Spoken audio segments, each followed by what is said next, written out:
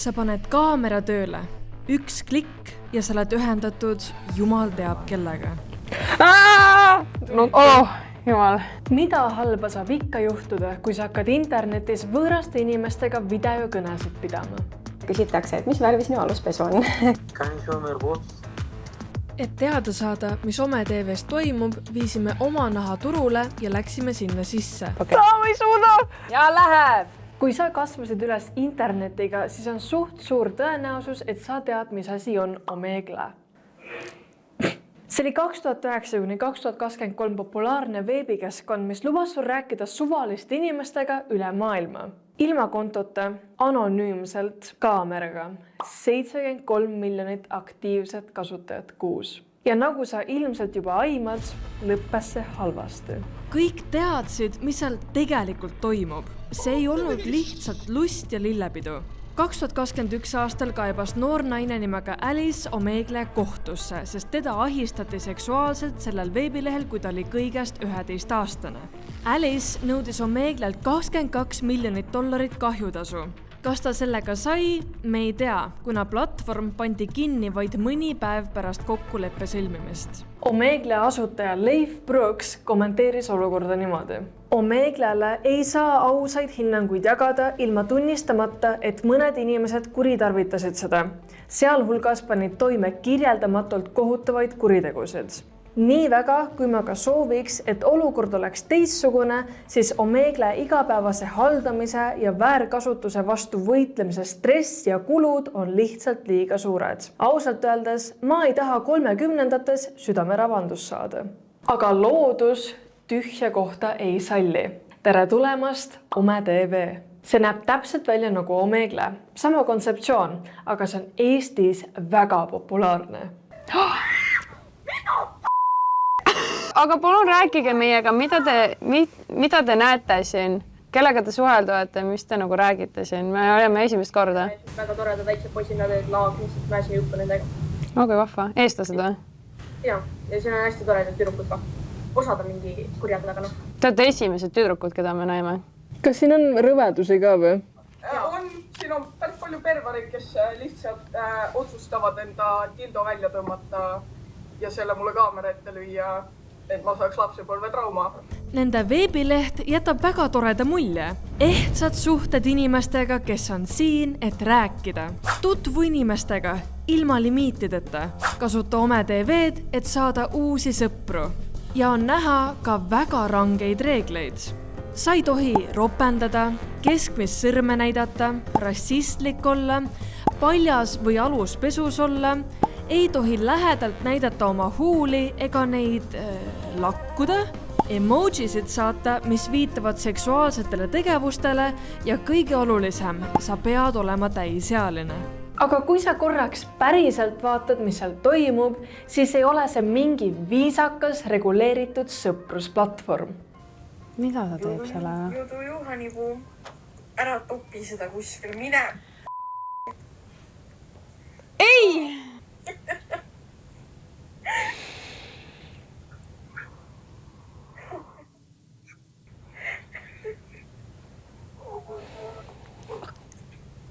See ei suht rõve. See on siis üks mees, kes otsibki noori tüdrukuid, et kõik on teda näinud, kõik nagu teavad teda. Muidu, kui ta näeb, et sa oled mingi mees või sa oled vanem, siis ta kohe skipib sind. Ja kui tuleb noor tüdruk, siis ta teeb selliseid asju. Nojah, paraku pole midagi uut. Keegi meist ei taha osaks saada sellisele sisule, mis paneb meid ebamugavasse olukorda või võimalusel nii-öelda traumeerib meid, et keegi meist ei taha seda. Et karistusseadustiku järgi karistatav siiski on sisu, mis on nii-öelda suunatud või mida küsitakse alaealistelt isikutelt. Liputajad ei satu Ome TV-sse kogemata. Nad teavad täpselt, mida nad teevad ja miks nad seal on.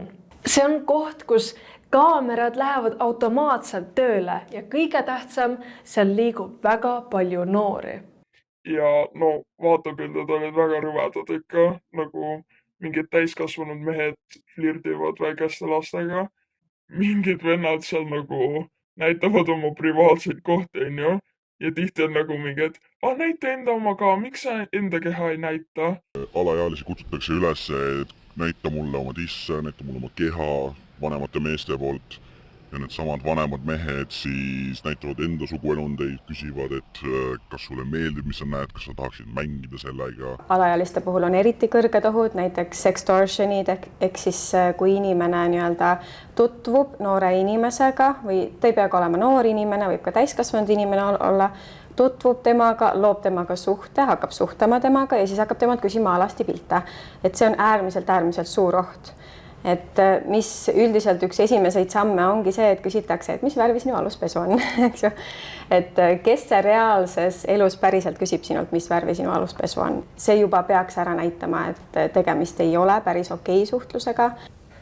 Huvitav, miks need nii kiiresti skipivad? Kas me oleme liiga vanad? Ja ma mõtlen ka, et nad otsisid lapsi vist. Kõik, kes on paljad ja vanad mehed ka skipivad meid sekundiga. Kuule, sa näed, sul on veits babyface. Tule siia. See on sotsiaalne eksperiment praegu. Kas me räägime midagi nendega? Ei, see on babyface lihtsalt. Valmis või? Ei.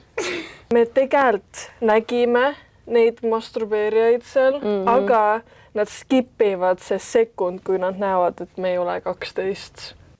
Mul juhtus üks tõsiselt hea lugu. Ostsin lastele laulupeol jäätist, aga lapsed kadunud. Helistan, et kus te olete? Siin, puu otsas. Palju parem vaade. Veab ikka, et Telial on isegi laulupeal hea levi. See on ideaalne pinnas neile, kes tahavad testida piire, šokeerida või domineerida või saada mingit haiget rahuldust sellest, et keegi ehmub, punastab või lihtsalt näeb neid. Ome TVs on küll 24/7 moderaatorid, kes vaatavad üle kasutajate esitatud kaebused, aga reaalajas ei jälgi keegi, mis nende kaamerate ees toimub. See tähendab, et kui sina või veel hullem, kui su laps seal aega veedab, on täiesti tavaline, et mõne minuti jooksul jõuab ekraanile midagi, mida sa enam ei unusta. Nad reaalselt peksavad. See oli väga jube ja mõni isegi näitas oma, nagu see oli veel jubedam. Ja siis oligi, mõtlesime, okei, äkki hullemaks enam ei saa minna. Ja siis üks tegi seksiliigutusi. Ja siis meil oligi nagu päriselt. See küll mingi Ome TV ei ole, siin nagu pigem mingi seksuaalkoht või niimoodi. Eestis on ka inimesi, kes kasutavad seda platvormi täiesti teadlikult ja tahtlikult, et alaealistega läbi kaamera suhelda. Üks selline on näiteks Reispass. Ta kogus 2024 tuntust sellega, kui ta tegi tervele Eestile selgeks, et ta soovib lastega seksida. Vanas ise oled? 18. 18. Sa saad aru, et sa saad veel legaalselt 13-aastase kasuta seda võimalust, kuni sa veel saad. Sa saad minna sinna põhikooli, kus sa enne käisid, ja saad sealt mingi 6. klassi mingisuguseid pillesi läbi peale seda, kui neil lotatund on läbi saanud kell 12:45. Ta tegi TikTokis otseülekandeid samal ajal, kui ta oli Ome TV platvormil. Ma arvan, et ma ei pea rohkem selgitama. Okei, rääkige, bodycount palju on? Kas sa elad ka Tallinnas? Ma olen Mustamäel.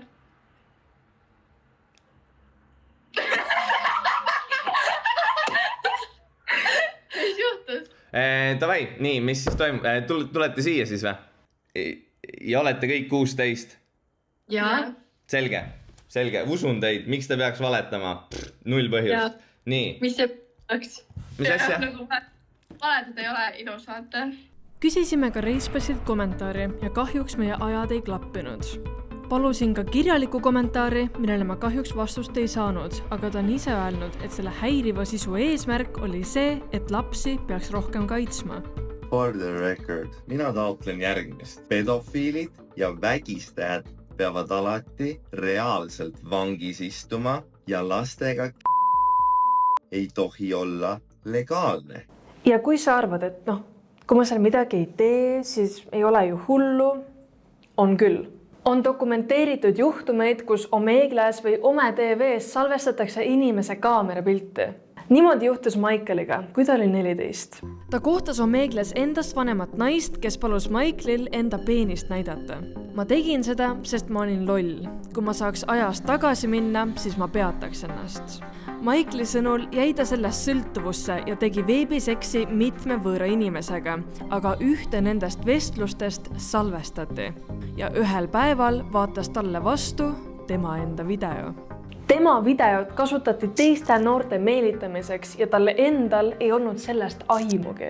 Kas sellel on ka mingi oht, kui sa paned oma kaamera tööle ja sa oled oma näoga seal? Kui sa paned oma kaamera tööle, siis sinu nägu, sinu taust, kõik, mis sinu ümber on tegelikult ju identifitseeritav.